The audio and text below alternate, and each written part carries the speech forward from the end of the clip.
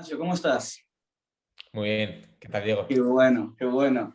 Bueno, muy buen día a todos. Estamos haciendo este formato de cara a cara con los Celera Talents y vamos a empezar la inauguración de este formato con nada más y nada menos que Ignacio Moreno o Guli, como le llamamos todo y como yo creo que también prefiere que te llamemos, ¿no? Sí, Qué bueno. Bueno, Gully es el fundador de Capchase, que es una plataforma para el financiamiento alternativo de startups y ha levantado ya alrededor de 160 millones de euros, ¿no? correcto. Que bueno, que a la gente le suena muchísimo dinero, pero la verdad que ya veremos más adelante por la naturaleza también del modelo de negocio, es un dinero que es muy necesario. Hay gente que cree que de repente ese dinero va a los bolsillos de los fundadores, ¿no? Qué bueno. No, no, no funciona así. Sí. Bueno, Guli, si tú quieres, para ponernos a todos un poco en el contexto, me gustaría preguntarte cuál es tu background, ¿no? De dónde viene tu conocimiento y casi una pregunta que siempre se le hace a los emprendedores, pero en este caso me parece que podría ser muy interesante. Pues yo, bueno, es un poco, quizás un poco extraño, porque académicamente vengo del mundo de la aeronáutica, que luego poco tiene que ver con el mundo del software o del emprendimiento. Pero bueno, al final son carreras que, sobre todo aquí en España, son muy versátiles y luego te da juego a hacer muchas cosas diferentes. De hecho, bueno, hubo mucha gente de mi carrera que luego se metió en banca o en data o en consultoría. Em, Dicho de otro modo, la carrera yo creo que tampoco determina mucho lo que te vayas a dedicar después. Eh, pero sí que es verdad que enseguida nada, tuve una pequeña toma de contacto con el mundo de la aeronáutica o de la industria aeronáutica cuando estuve de prácticas, pero enseguida me metí en el mundo de las startups. Esto fue más o menos en 2015, 2016. Durante la carrera me había gustado mucho todo este mundillo y había conocido un poquito el ecosistema que se está formando aquí en Madrid, que ahora ya está más maduro. Entonces, bueno, nada más terminar la carrera, decidí entrar en una startup, que en ese momento eran muy poquitas personas, pues 10, 15, pre-revenue, o sea, todavía no habían sacado el producto al mercado, ni habían empezado a vender, que se llama Geoblink. Y de hecho, bueno, ahí es donde conocí también a Miguel y a Luis, que son otros dos cofundadores de Catches. Estuve allí trabajando durante, bueno, casi 4 años. El primero como ingeniero de software. Bueno, realmente los primeros meses como estuve de becario en la parte de más de datos, luego me pasé al mundo del software, más o menos un año, y ya finalmente a medida que empezamos a construir allí el equipo de producto, pues me cambié ese equipo y estuve allí los últimos 2 años y pico, casi 3. Y después, bueno, me entraron las ganas de ir a Estados Unidos a estudiar. Entonces salí de Geoblink para hacer una especie de prácticas pre-máster en un fondo de Venture Capital que se llama The Venture City, entre Madrid y Miami. Donde también aprendí mucho de este mundillo. Y bueno, luego al final no me fui a Estados Unidos, yo me iba a estudiar a Berkeley el MBA, pero con toda la pandemia decidí posponerlo y luego finalmente en el tiempo intermedio montamos Capchase y ya me quedo aquí. Pero te volaste el paso del máster, ¿no? Sí, sí, porque al final, de hecho, la idea era un poco conseguir ese máster o ir a ese máster para hacer lo que está haciendo ahora. Entonces, de momento está pospuesto y el futuro ya veremos, ¿no? Pero de momento Catchase es mi casa. Qué bueno, qué bueno. Mira, Guli, en mi opinión, la verdad que Capchase es como un ejemplo de esto de la genialidad de lo simple. Eh, o sea, es una fintech con una misión como muy clara, eso me parece Mm. genial. ¿Cómo surge la idea primero y si existía algo así en el mercado? Porque a veces que los emprendedores se obsesionan mucho con la originalidad de las cosas. Totalmente. A ver, al final es un poco lo de siempre. Todas las grandes compañías que conocemos, al menos, luego es verdad que existen startups súper, súper complejas que también tienen mucho éxito, pero las que luego resuenan y conocemos, al final son ideas como muy elegantes, ¿no? Hay cosas sencillas, conceptos que llevan existiendo miles de años, o cientos de años, o decenas de años, que las traes al mundo moderno con procesos digitales, ¿no? Pues yo qué sé. Uber es pedir un taxi por una aplicación, ¿no? O sea, al final Airbnb es pedir una casa por una aplicación. Es como modelos que lo que cambian es la manera en la que se distribuyen los servicios en lugar de realmente plantear un modelo súper innovador, ¿no? Y nosotros, por ejemplo, Geoblink era un caso distinto, que es donde estábamos antes, ¿no? Ahí sí que era un producto mucho más, un poco más novedoso y complejo, con todo lo bueno y con todo lo malo que trae, ¿no? Entonces, cuando Luis, Miguel y yo estuvimos, bueno, realmente empezaron Luis y Miguel, que son los que estaban haciendo el máster, estuvieron pensando en qué montar, pues querían hacer algo súper sencillo, algo que estuviese en una industria que conociéramos, en este caso B2B SaaS, y luego la parte fintech fue más un poco por dos razones. Una, por el interés simplemente puro de, oye, es una industria interesante, qué podemos aprender y cómo podemos construir en ella. Y por otro lado, pues porque es una industria que es relativamente fácil de monetizar, ¿no? O sea, no necesitas construir un producto durante 2 años, luego testar el product market fit y después conseguir monetizarlo, ¿no? Sino que es algo que, pues, aunque sea con una comisión, la cobras y ya estás monetizando desde el minuto cero casi. Entonces, bueno, Luis y Miguel estuvieron explorando durante ese primer semestre de la MBA, ellos estaban en Harvard y en INSEAD, ideas, y al final se fue un poco tendiendo hacia esta protoidea de lo que es Capchase, o de lo que la primera protoidea de lo que era Capchase, que es pues eso, esa idea simple que es traer al presente ingresos futuros. Y nada, a mí me la plantaron un poquito después, en marzo de 2020, como un mes después de que empezasen a barajar ideas, y me pareció, pues eso, un poco lo que dices antes, ¿no? La belleza de lo simple. Y me uní enseguida. Y hasta hoy. Qué bueno, ¿y existía algo parecido en el mercado? Estaban empezando a salir cosillas. Había cosas en mercados parecidos, lo que se llama así alternative lending. Existía, por ejemplo, ideas similares bueno, para empezar existía el Invoice Factoring toda la vida, que es parecido, lo que pasa es que no está tan tech-enabled, ¿no? Y luego existían otros productos, pues por ejemplo, bueno, que era parecido para el mundo del e-commerce. Y nosotros lo que queríamos era traerlo al mundo del SaaS. Justo cuando empezamos a ver esta idea, salió algún competidor que un poco validó nuestra tesis de, vale, esta idea que estamos planteando tiene sentido, pero es verdad que por lo general estaba bastante vacío el mercado. Y de hecho fue una de las cosas que más nos sorprendió, y cuando estábamos hablando con profesores de HBS o con pues, potenciales mentores, fondos y demás, lo que veíamos era que, o sea, había una especie de confusión o sorpresa, porque nadie entendía que no existiera o que no fuese algo extremadamente común, ¿no? Entonces lo que nos decían era, oye, chicos, iros a mirar en el cementerio de startups a ver qué encontráis, a ver si, o sea, porque no tiene sentido que esto no exista, ¿no? Entonces, mirad a ver quién ha fracasado y por qué, y así o pensáis otra idea o intentáis evitar los errores que han cometido en el pasado otras compañías. Y lo cierto es que no encontramos gran cosa.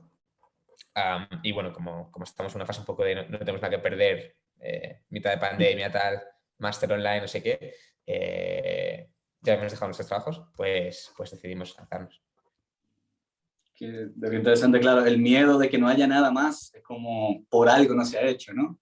Claro, exactamente, es un poco, suele ser indicio de, o sea, si no se está haciendo, generalmente, o sea, las ideas como son muy fáciles de tal, y es una idea pues, tan sencilla, era un poco extraño, ¿no? Que existe tan poca cosa.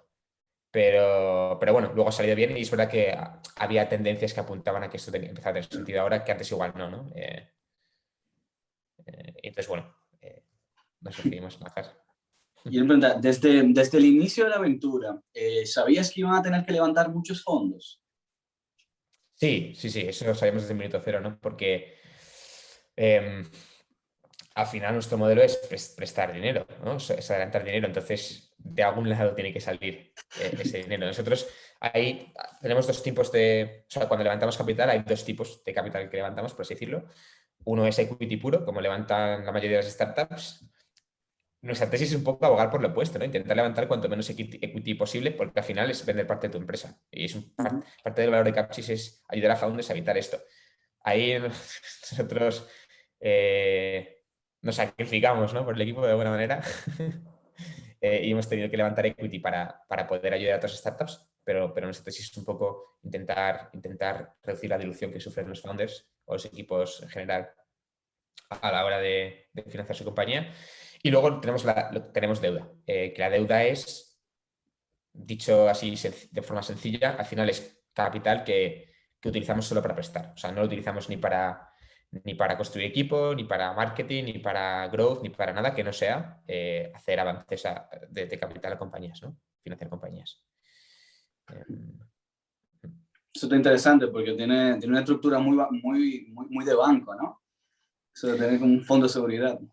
Sí. Sí, de alguna manera sí. Es distinto, pero sí, de alguna manera al final somos una especie de pool tenemos nuestro equity para crecer el equipo, construir la compañía y demás, y parte también es, o sea, parte de lo que financiamos también tiene que salir de nuestro balance, cada vez menos. Y luego también lo utilizamos para experimentos. Si queremos hacer algunos experimentos de productos financieros que igual no encajan en un facility de crédito concreto que hemos firmado, pues también podemos utilizar ese capital. Pero la gran parte de los fondos que utilizamos para prestar vienen de esas facilities. No, qué interesante. Y bueno, siendo casi parte esencial del proyecto, el levantar fondos para que funcione, ¿cómo considera que está el panorama actual, COVID, cuasi post-COVID, para este tipo de operaciones? Sobre todo Europa y Estados Unidos, ¿no? Que son como, digamos, los grandes ecosistemas. Sí. Yo diría que es un momento hiperdulce, la verdad. Es que hay muchísimo capital ahora mismo en el mercado. Se están viendo todos los días rondas enormes en Latinoamérica, en Estados Unidos, en Europa. Estamos empezando a entrar como en la era de las mega rondas aquí en Europa también.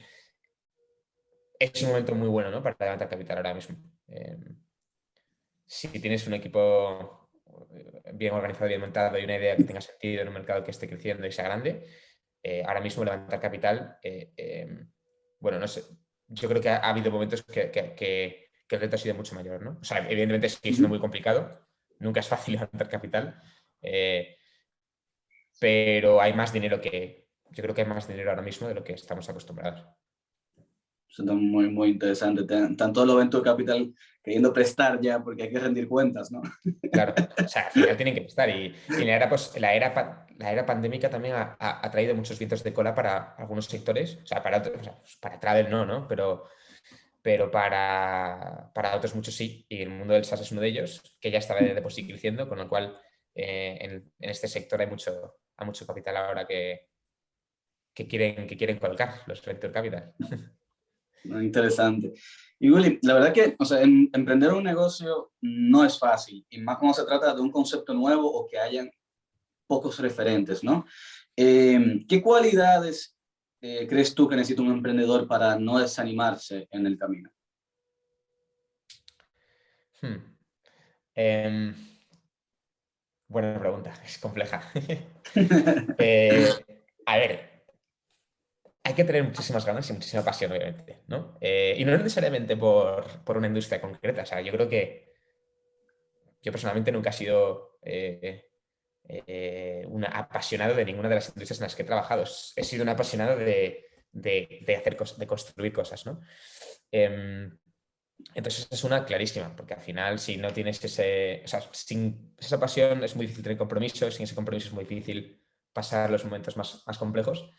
Pero creo que también otra cosa muy importante, que muchas veces se nos olvida, es también tener una especie de honestidad con uno mismo y con tus proyectos, en el sentido de, también tienes que saber muy bien, o sea, tienes que saber muy bien cuándo sí que tienes que desanimarte también. Porque hay veces que te puedes quedar atascado pues, montando un proyecto que no tiene sentido. A mí nunca me ha pasado a gran escala, pero sí que me ha pasado en pequeña escala. En proyectos es muy fácil obsesionarte con pequeños proyectos que tienes on the side, que dices, ¡guau! Esta es una idea buenísima. También tienes que darte cuenta cuando no lo es, ¿no? Y saber pasar de decir, vale, tenía esta idea que pensaba que era muy buena, lo he testado, lo he validado, no lo es, no pasa nada.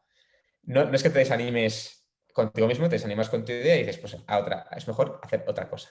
Eso también es súper importante y, vamos, creo que hay muchos casos de gente que no es capaz de hacerlo, pero también es importante, ¿no? Porque al final, el tiempo o sea, pues igual que un inversor invierte su dinero en proyectos, tú inviertes tu tiempo, ¿no? Y Entonces es importante saber, o sea, ser honesto con uno mismo también.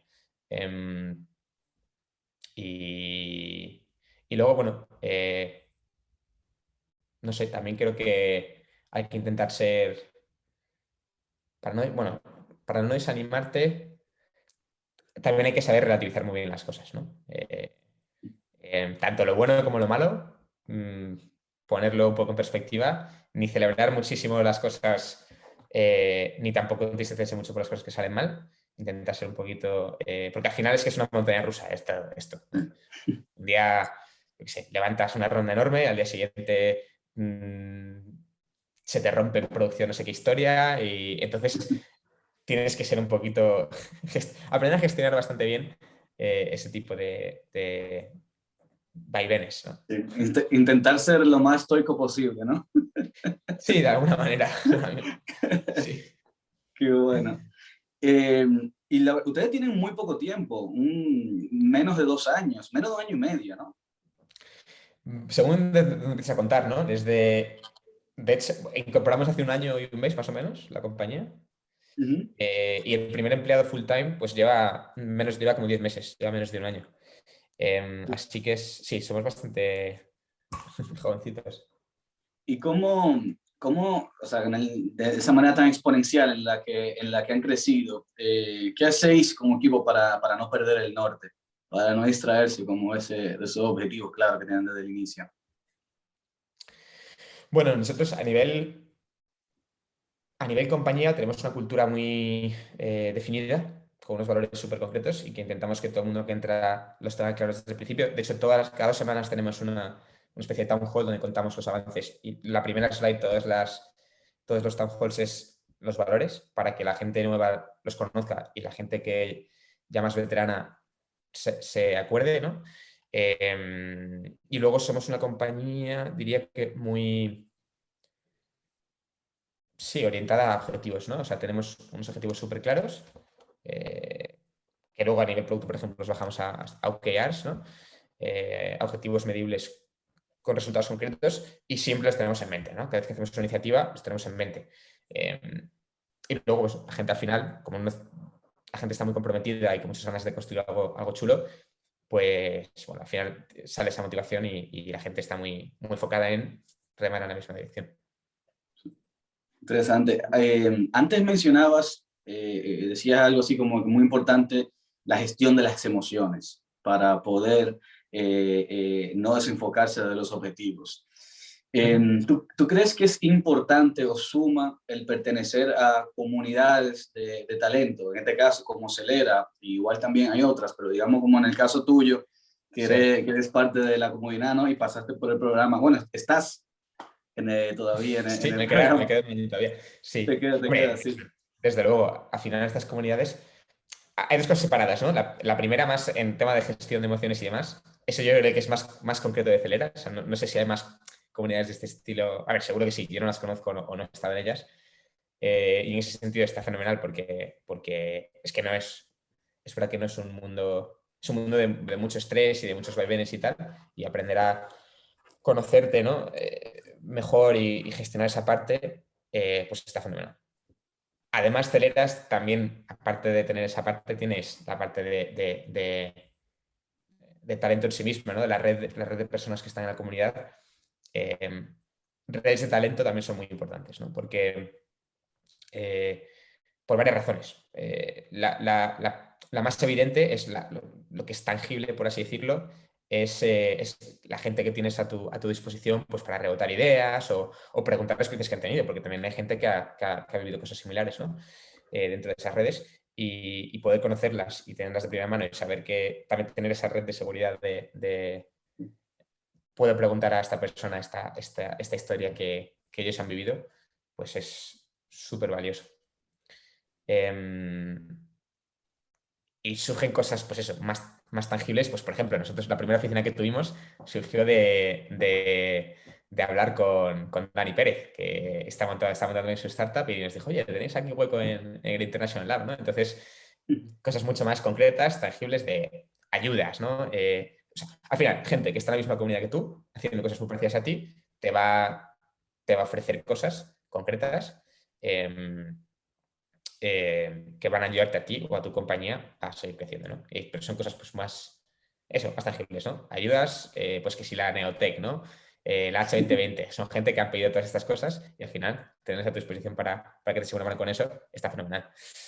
Y luego, bueno, siempre tienes cosas más intangibles, ¿no? Que son un poco más las amistades y las conexiones que haces, las redes de redes que al final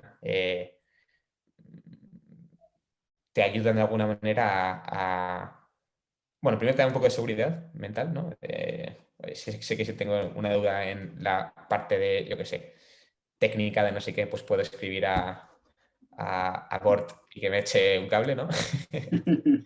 O si tengo dudas en la parte de X, pues puedo escribir a otra persona, ¿no? Y es un poco de paz mental. Y luego, pues de compartir amistad y demás, que también es importante en este mundillo. Muy bien, gracias. Y ya dos últimas preguntas que van un poco de la mano. Bueno, primero, bueno, de la mano como de conclusión, ¿no? ¿Cuáles son los próximos retos de Capchase, primero? ¿Cuáles son los próximos pasos ahora? Bueno, tenemos varios. Nosotros queremos crecer un poco en dos direcciones. La primera, geográficamente. Entonces queremos entrar en varios países y empezar a operar, sobre todo aquí en Europa. Y eso es complejo por varias razones. Y la segunda, crecer en oferta, ¿no? O sea, tenemos varios productos que estamos tenemos muchas ganas de lanzar porque sabemos que van a ayudar a compañías, o sea, van a ayudar muchísimo a estas compañías SaaS, de que nuestros recurrentes a crecer mejor y joder, eso mola mucho. También es complejo pues, el lado técnico, el lado producto es complejo, ¿no? Entonces, el gran reto es que para crecer en esas dos direcciones también tiene que crecer mucho el equipo. Y eso es verdad que yo creo que no nos enseñan en muchos sitios, ¿no? O sea, cómo preparas un equipo para escalar de una manera súper veloz, súper rápida, manteniendo la cultura, ahora que estoy en remoto, evitando silos y como silos culturales, buscando el talento, ¿no? Porque también es muy complicado, ¿no? Encontrar gente que sepa de exactamente lo que necesitas, que además esté disponible, que además quiera unirse a una startup, que además tenga el fit cultural que buscamos, pues al final empiezas a reducir el pool de gente que encaja y es pequeñito, ¿no? Entonces, ¿cómo gestionar todas esas cosas? Yo creo que es lo más complicado, la parte de gestión de talento. Sí. Me identifico muchísimo con lo que dices, porque como sabes, en Celera nosotros todos los septiembre iniciamos Sí. el proceso de selección para elegir a la generación de los 10 próximos talentos que entrarán al programa, ¿no? Y sí, es muy difícil, es muy difícil. Muy complicado. Claro, es muy difícil ver, no tanto ver el talento, pero quién es la persona adecuada, ¿no? Porque al final las empresas, las comunidades, todo, al final es un conjunto de individuos que son pequeños mundos cada uno, ¿no? Y hay que buscar ese pequeño enganche. Sí, sí, o sea, me identifico 100% por ahí. Bueno, buena suerte en este proceso que no será fácil. Y ya como una última pregunta para terminar esta corta entrevista, ¿qué consejo le darías a los jóvenes que quieren emprender? Sobre todo a los jóvenes que se encuentran aquí en España, que digamos que hay Sí. una realidad diferente en cada país al momento de emprender, ¿no? ¿Cómo de jóvenes? Digo. Jóvenes, no sé, como tú, bueno, digamos, pongamos ahí un rango entre los 20 y los 35 años. Puse 35 para yo poder entrar en la categoría, porque no iba a decir 30. Entonces, digamos, como jóvenes entre esos 15 años. Igual es un poco contraintuitivo, no sé si quiera desanimar a la gente, pero lo primero que diría, que recomendaría es paciencia. Creo que la mejor manera de emprender es sabiéndolo hecho antes por cuenta, no, por cuenta ajena, de alguna manera. Porque lanzarse de primeras con 20 años, 21 años, creo que es súper chulo que gente de 20, 21 años que está terminando la carrera monte sus proyectos. Eso está genial. Y ahí se aprende muchísimo. Pero a la hora de profesionalizarlos, a dedicarse a ello, creo que lo que mejor sale, o sea, lo que más sentido tiene es entrar en una startup en fase de crecimiento, donde puedas aprender y cometer errores y todo, es un poco egoísta quizás, pero a cuenta ajena, digamos, que es un poco lo que hicimos nosotros, los tres founders, de los 4 founders, 3 lo hicimos en Geolink, ¿no? Entras en una compañía, en una fase temprana, no cualquier compañía, sino una que tenga proyección y que esté bien fondeada, por así decirlo. Crezcas ahí dentro, aprendas cómo funciona este mundillo, cómo construir producto, cómo hacer software, lo aprendas y luego ya, con ese conocimiento y ese track record, es que es muchísimo más fácil de sacar un proyecto adelante, ¿no? Creo que estamos mal acostumbrados a ver las noticias de, pues yo qué sé, los Zuckerbergs y los Steve Jobs de la vida que dejan la carrera, ¿no? Para montar un proyecto, pero es que es otra realidad totalmente diferente, ¿no? Entonces, yo lo primero que diría es paciencia, ¿no? Y es que, porque luego es lo que buscas, o sea, cuando tú buscas capital para levantar, es que lo primero que te van a pedir es que hayas hecho cosas previas, ¿no? Que has sido operador, o sea, que conoces muy bien tu industria. Entonces, si tienes 20 años y estás saliendo de la carrera, por muy buen programador que seas o muy buen lo que sea que seas, falta track record y lo bueno es que ahora hay un ecosistema bastante floreciente aquí en España de compañías a las que se puede unir uno, así jovencito, y crecer muchísimo más rápido que en corporate o en consultoría o en banca, cosas parecidas. Y ya después hay tiempo para montar cosas, ¿no? Eso me parece un muy, muy buen consejo. Consejo muy prudente porque sí, casi siempre, bueno, muchas veces escuchamos eso de sí, lánzate, ya veremos. Emprender es para todo, emprender es fácil y es como, es un consejo como, la verdad, como con muy poco de conciencia porque al final eso lleva Sí. a que la gente se frustre, y eso, o sea, al final es peor. O sea que me parece una manera muy buena de terminar la entrevista, el de ten paciencia. Relacionado con esas redes de talento que mencionabas antes, ¿no? Es mucho más fácil construir un producto exitoso cuando has estado en el mundillo antes, entonces puedes decir, puedes tirar de personas con las que has trabajado o amigos de amigos, al final es una comunidad pequeñita, no es como darte tiempo para entrar en esa comunidad, conocerla bien y ayudar y que te ayuden y ya después es que es mucho más fácil emprender después de eso. Sí. Bueno, Guri, no te robo más tiempo. Muchísimas gracias de verdad por este espacio. A Seguiremos ti, haciendo Diego. otros formatos de cara a cara con los Celera Talents. Vamos a ver cómo va quedando. Así que gracias por prestarte aquí al primero de todos. Así que nada, enhorabuena y ya seguiremos escuchando noticias de vosotros. Así que nada, a seguir trabajando. Muchas gracias, Diego. Un abrazo. Chao, cuídate. Chao, chao.